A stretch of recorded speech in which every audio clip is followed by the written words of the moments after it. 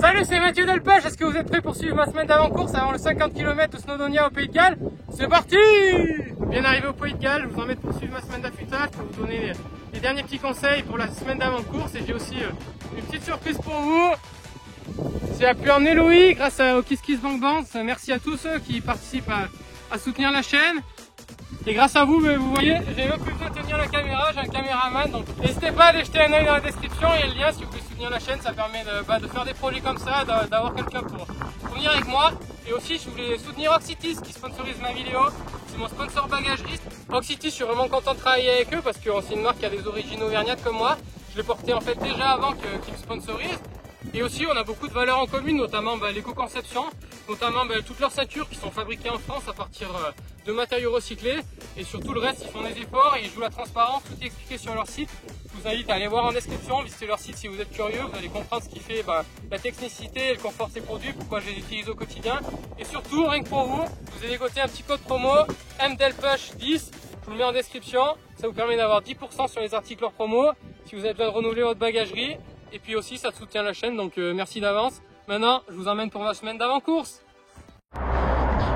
Alors la phase d'affûtage avant une course, à ne pas confondre avec affûtage, être super sec, c'est plutôt finaliser la préparation, être bien prêt. Et donc elle a une durée qui varie un peu selon les courses, selon les personnes. Et le contenu, il doit être adapté un peu en fonction de l'expérience, c'est quelque chose qui est très personnel. Mais les grandes lignes sont quand même les mêmes pour tout le monde. Ça consiste en quoi?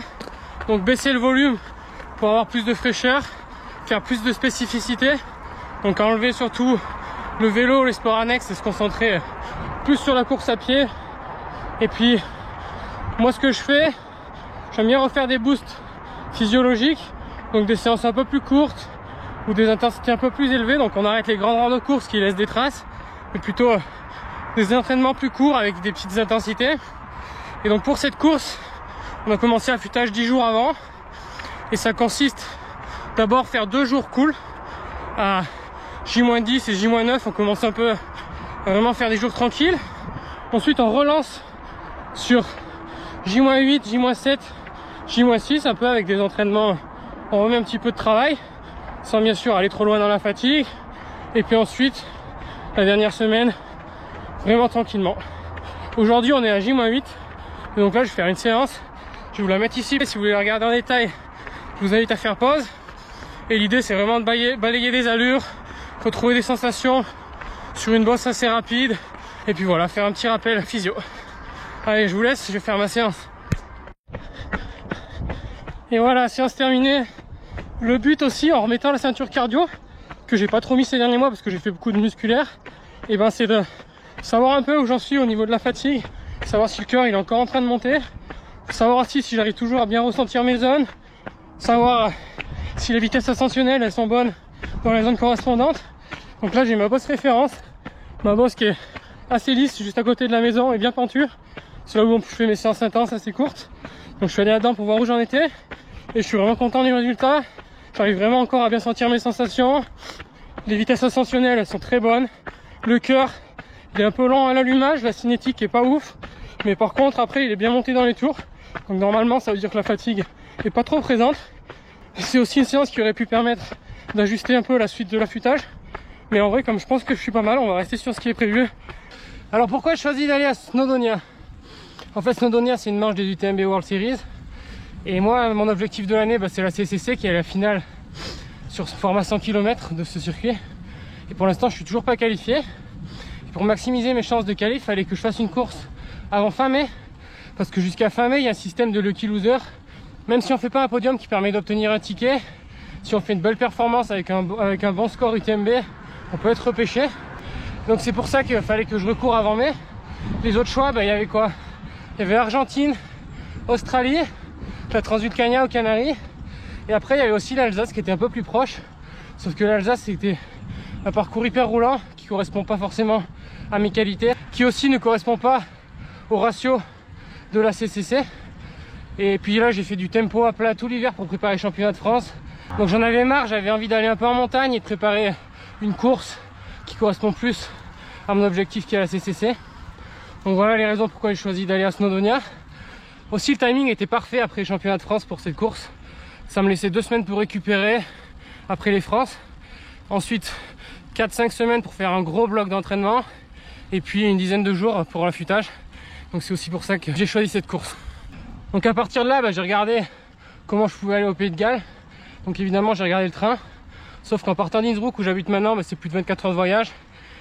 Et donc j'ai préféré renoncer parce que aller là-bas, en général la fatigue et potentiellement rater la qualif à cause de ça, ça aurait été contre-productif. Donc je vais être transparent avec vous. Au final, j'ai fait le choix de l'avion. C'est un peu contradictoire avec ce que j'ai dit dans mes dernières vidéos. Où je voulais essayer de faire une saison sans avion, etc. Mais j'ai dû faire les concessions pour pouvoir aller à la CCC. Maintenant, ce qu'il faut faire, c'est le faire en conscience et s'intéresser un peu aux chiffres. Un voyage comme ça, d'après les compagnies aériennes, c'est 200 kg de CO2. D'après différents estimateurs, entre 250 et 400. Aussi, il faut savoir que le CO2,5 pour un trajet en avion, il est directement proportionnel à la distance. Et donc, pour vous donner les ordres de grandeur, un aller-retour aux États-Unis, c'est au minimum 2 tonnes. Un aller-retour à La Réunion pour une diag, c'est au minimum 3 tonnes. Donc voilà un peu pour resituer mon voyage. Donc voilà, je suis pas bien fier de prendre l'avion, mais je préférais le faire de façon transparente avec vous en expliquant un peu les enjeux et rappeler les ordres de grandeur. Maintenant, on est à J-7 de la course. Je vais faire un petit rappel d'endurance de force. 4 x 8 minutes à 45 tours par minute en bosse. Intensité aujourd'hui elle n'est pas imposée vu qu'on s'approche de la course. Et à J-7 c'est la dernière fois que je vais sortir le vélo. Après on va le remettre au placard jusqu'à la course.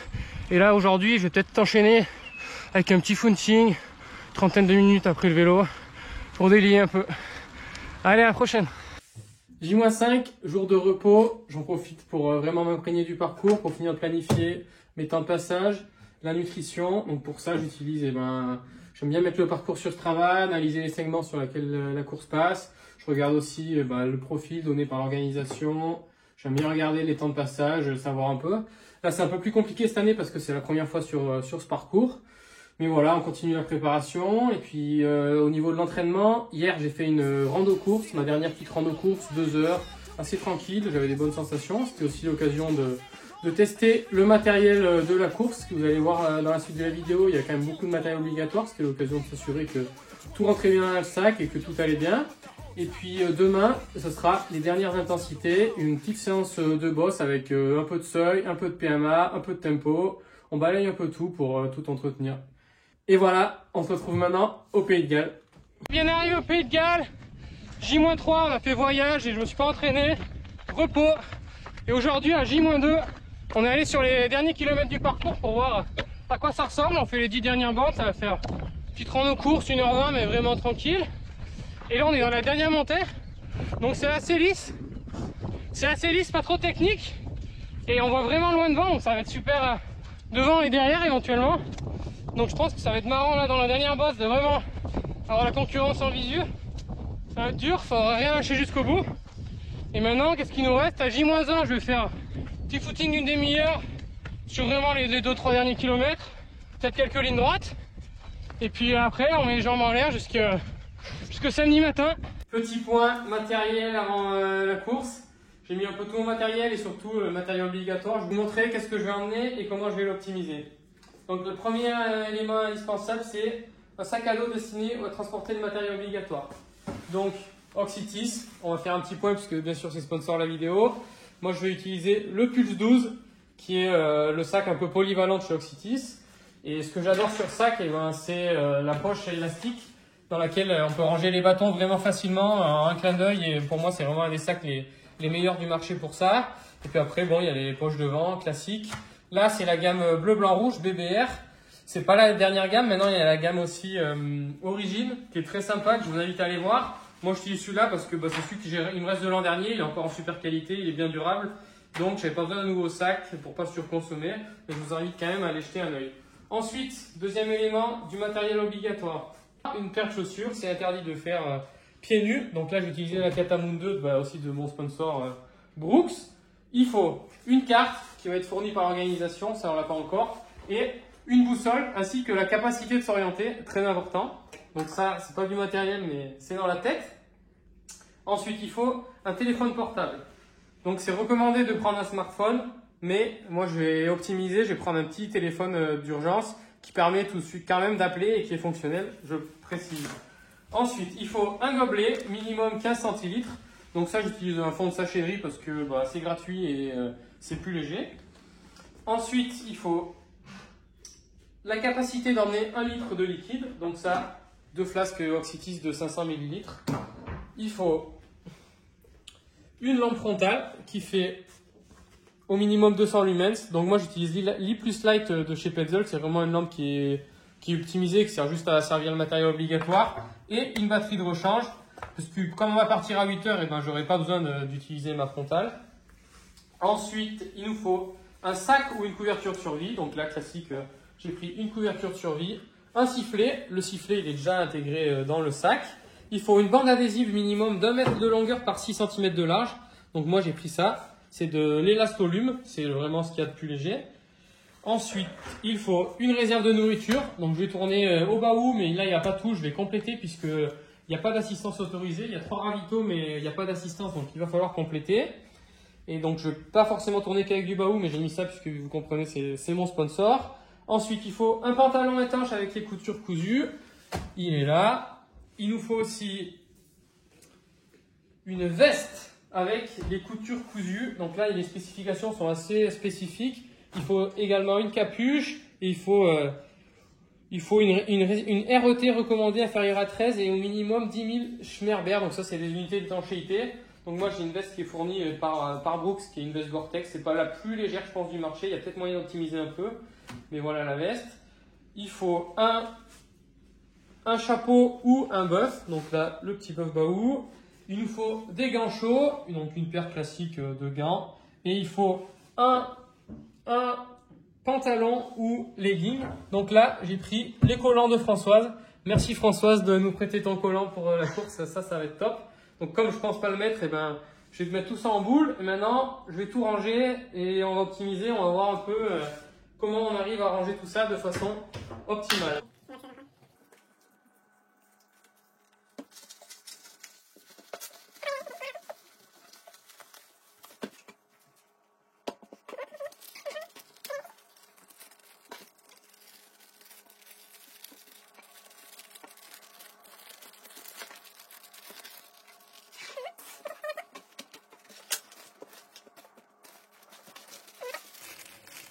Donc la veste, c'est le seul truc que je vais pas mettre en boule parce que c'est un des seuls trucs que je vais potentiellement utiliser pendant la course et aussi peut-être à l'échauffement. Donc c'est quelque chose que je vais utiliser en fait pour compléter le sac et pour combler l'espace vide pour essayer de réduire au maximum le mouvement dans le sac.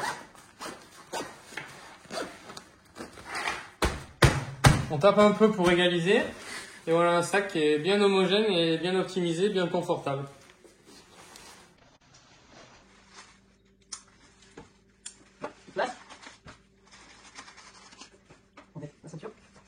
Les tatanes. Essira les tatanes. Ah, j'ai oublié de mettre la carte d'identité. Et ça, faut la mettre dans le sac, j'ai oublié.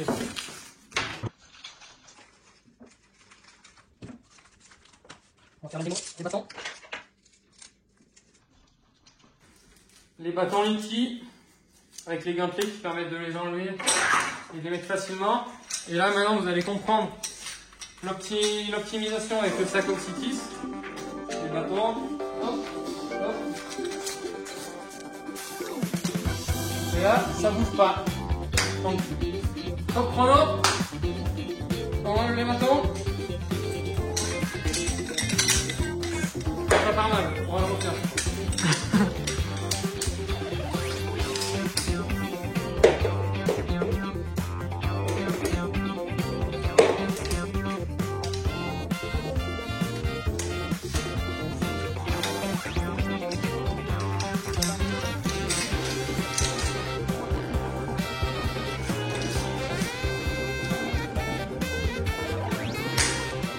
C'est bon, on est prêt, tout le matos est prêt, le bonhomme est affûté, maintenant il n'y a plus qu'à courir. Donc là on va arriver au bout de ma semaine de préparation. La prochaine fois qu'on se voit, je vous raconte ma course. Allez, ciao ciao!